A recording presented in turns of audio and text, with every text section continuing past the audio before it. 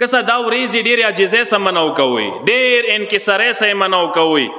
داغه امام حسین په باره کې شپږم امام جمله دی چې مولا حسین د خدای د پاره یوه دروازه دی، باب الله د حسین. چوکا غوړي چې خدای ته ورسیږي هغه د حسین دروازې سره رسېدای شي، مولا حسین دروازې سره خدای ته رسېدای شي. داغسې دروازه دی چې دغې دروازې کې د سار کېږدولو داسې وایي چې خدای ته ور ورسېدلې. داسې معمولي ځای نه دی. ایمو ځنه وخت کې ایمو جوانان زه اپریشیټ کوم، تمجید یې کوم چې اهل بیتو سره ډېره زیاته مینه ده. الحمدلله مولا حسین سره ډېره ښه مینه ده، کربلا سره ډېره زیاته مینه ده، ازادرۍ سره ډېره زیاته مینه ده، سنځنۍ سره ډېره زیاته مینه ده، لبیک یا حسین سره ډېره مینه ده، علمو سره ډېره ښه مینه ده، پرچمو سره ډېره ښه مینه ده. خو یاد وساتئ دغه مینه بې ځایه استعمال نه کوئ. قربان مشم ایدی بې ځایه استعمال دا دی چې لکه کومې طریقې سره ما او تاسو عام پرچم روړو ګرځوي، مثلا دا شی په کار دی ما او تاسو د اهل بیتو پرچم، د علمدار پرچم په کار دی ما او تاسو ډېر قدر سره وګرځوو، ډېر عزت سره وګرځوو.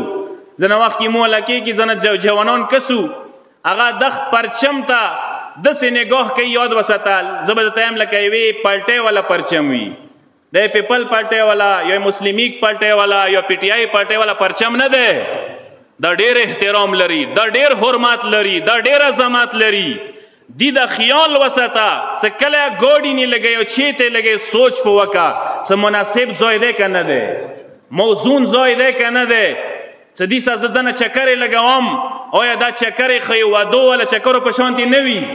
دا چکرې خو ځنه چکرو په شانتې نه وي چې د غم او د حزن په ځای د خوشحالۍ تاثر خلکو دماغو ته واچوي. وایي ما او تاسو دا پرچم، دا علم، دا ګرځولی چا ضد کې یا نه دی؟ دلته ضد دپاره مو نه یو پڅېدلي. مولا حسین سه عقیدت، اهل بیتو سه عقیدت، ازادرۍ پرچم سه مینه، علم سه مینه چا ضد دپاره نه دی. دا مینه یې مو ازل نه مو سینو کې لیکلي دی. مؤمن نشي کېدای مګر داسې مولا سید الشهدا مینه به زړه کې لیکلي وي. د ایمان نښه دی.